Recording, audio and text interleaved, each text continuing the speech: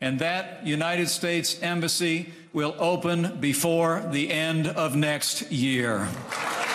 L'ambassade des États-Unis ouvrira ses portes à Jérusalem avant la fin de 2019, est venu promettre le vice-président Mike Pence devant la Knesset.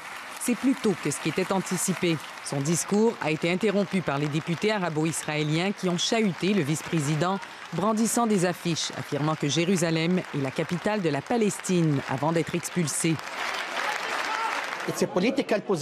C'est une position politique. Ce n'est pas tout le monde à la Knesset qui appuie les politiques messianiques de Pence, a dit Ahmed Tabi, un membre arabo-israélien du Parlement. Une interruption qui n'a pas empêché Mike Pence de presser les dirigeants palestiniens de revenir à la table des négociations. L'autorité palestinienne a gelé tous ses contacts avec les Américains à la suite de la reconnaissance du président Trump de Jérusalem comme capitale d'Israël. Plutôt que de rencontrer Mike Pence, le président de l'autorité palestinienne Mahmoud Abbas était à Bruxelles pour tenter de convaincre l'Union européenne de reconnaître la Palestine dès maintenant. Cette reconnaissance encouragerait le peuple palestinien à continuer à espérer la paix et à attendre que la paix soit établie, a-t-il dit. La chef de la diplomatie européenne n'est pas allée jusque-là, mais elle a voulu rassurer la délégation palestinienne.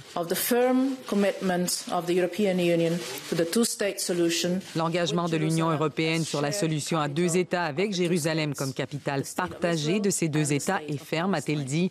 Ce n'est pas le moment de se désengager. Le discours de Mike Pence a soulevé la colère dans les rues palestiniennes de Gaza à Jérusalem-Est.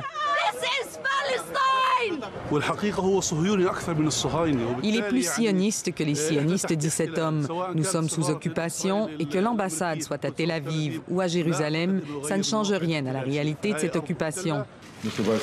Pour bien des dirigeants palestiniens, la décision de Donald Trump et la visite de son numéro 2 sont un cadeau aux extrémistes et la preuve que les États-Unis font partie du problème et non pas de la solution.